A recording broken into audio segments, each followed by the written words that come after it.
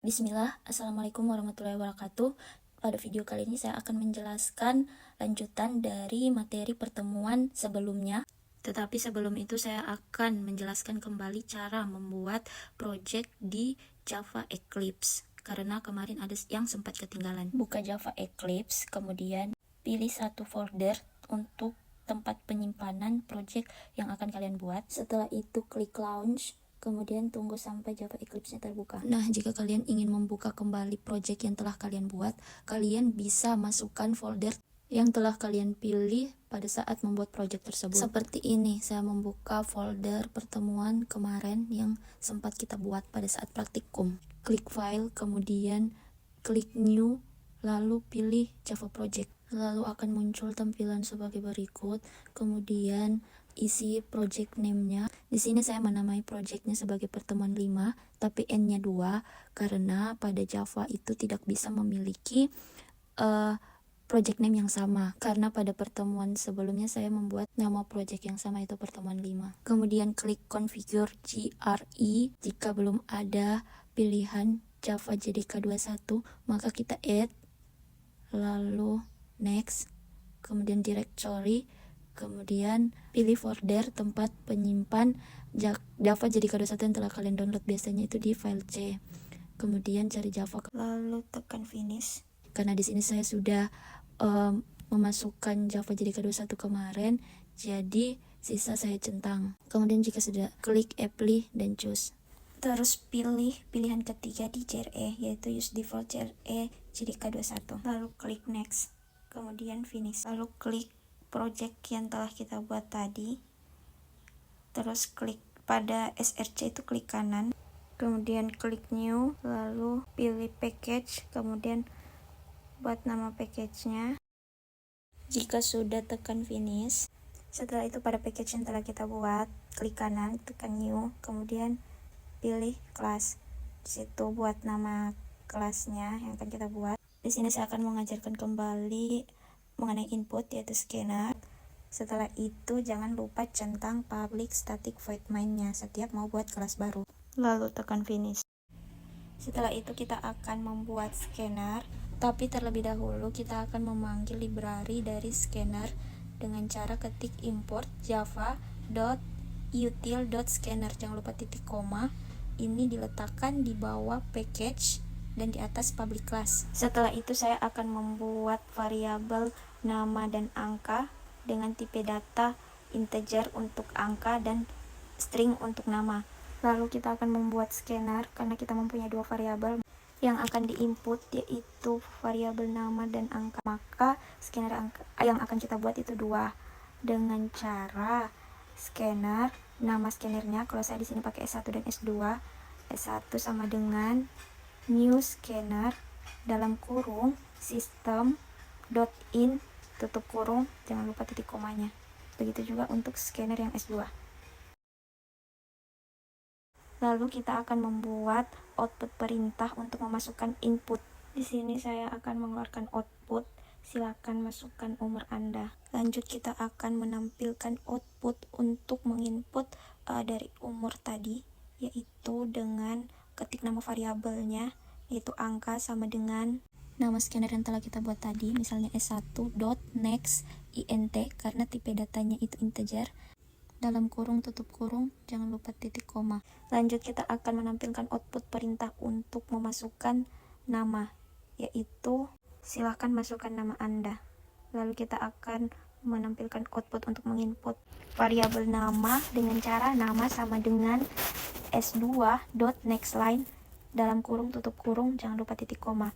Nah, untuk menampilkan output untuk menginput itu sesuai dengan tipe datanya. Kalau integer dia next int, atau misalkan tipe datanya sort, next sort. Kalau untuk karakter dia pakai line, next line. Jika sudah, maka Ctrl S untuk menyimpan, lalu run. Maka akan keluar output, silakan masukkan umur Anda. Lalu kita akan menginput umur, misalnya 18. Kemudian silakan masukkan nama, misalkan namaku Kina. Jadi sudah. Selanjutnya kita akan masuk pada materi percabangan. Nah, di Java Eclipse itu ataupun di bahasa pemrograman Java itu percabangan itu terbagi menjadi dua, yaitu if else dan switch case.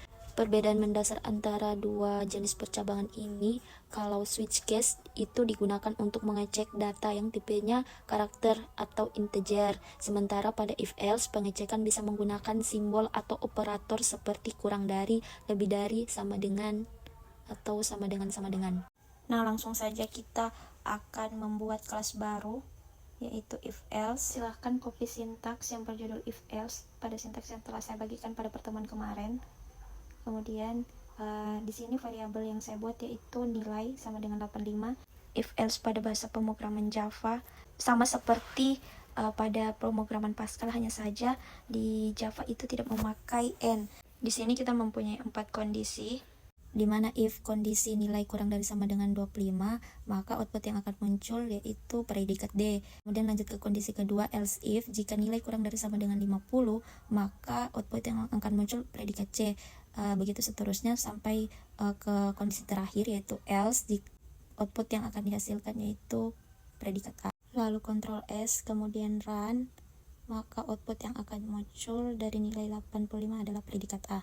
Selanjutnya if bersarang atau if dalam if, buat kelas baru terlebih dahulu, kemudian copy sintaks yang telah saya bagikan dengan judul if bersarang. Nah, kesempatan kali ini kita akan membuat if else bersarang dengan menggunakan input scanner. Di sini saya mempunyai dua variabel yang akan dijadikan kondisi, yaitu nilai dan jurusan. Iya, jangan sampai lupa untuk memanggil library scanner, yaitu import java.util.scanner. Jangan lupa titik koma. Pertama kita membuat scanner untuk jurusan.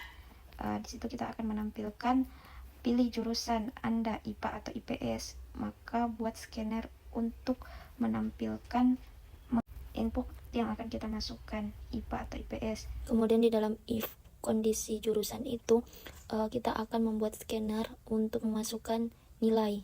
Kemudian ada if lagi, jika nilai dengan kondisi tertentu akan menampilkan predikat-predikat tertentu. Lalu Ctrl S, kemudian running. Lalu akan muncul pilih jurusan Anda IPA atau IPS. Kemudian di sini saya akan mengetik IPA, kemudian akan dilanjutkan lagi masukkan nilai. Misalkan 75, maka yang keluar adalah predikat B. Nah, lanjut ke switch case buat kelas baru. Lalu copy sintaks yang telah saya bagikan di pertemuan sebelumnya. Di sini saya memiliki dua variabel dan dua scanner yang akan kita masukkan nilainya, yaitu nama dan keterangan. Jangan lupa panggil library untuk mengimport Java util scannernya. Buat scanner untuk nama dan buat scanner untuk keterangan. Nah, switch di sini kita akan memilih variabel keterangan.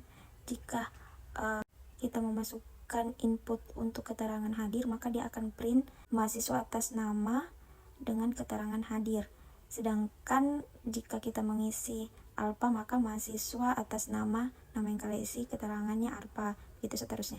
Selanjutnya Ctrl S, kemudian running, maka akan muncul nama, kita masukkan misal Kina, dan keterangan sini saya hadir,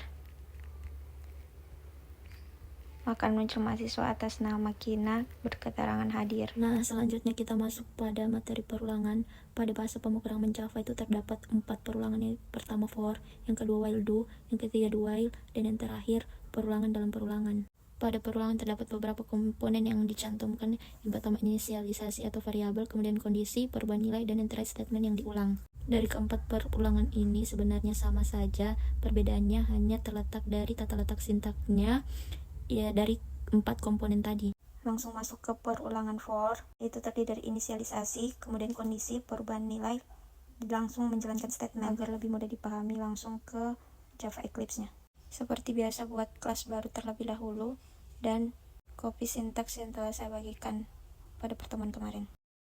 For tutup kurung, inisialisasinya ini kita mempunyai variabel integer A sama dengan 0, titik koma, kemudian kondisinya jika A kurang dari 5, titik koma, lanjut perubahan nilainya atau incrementnya itu A++, kemudian tutup kurung, kurung siku, statementnya atau perintahnya. Di sini kita mempunyai variabel B yang bersifat integer sama dengan A kali 2 titik koma, kemudian print tampilkan output dari hasil B. Jadi artinya kita mempunyai variabel A yang bernilai 0. Jika A kurang dari 5 atau jika kondisinya benar, maka akan menjalankan perintah B sama dengan A, nilai A tambah dikali 2. Kemudian kondisi tersebut akan berulang karena di situ kita memakai increment.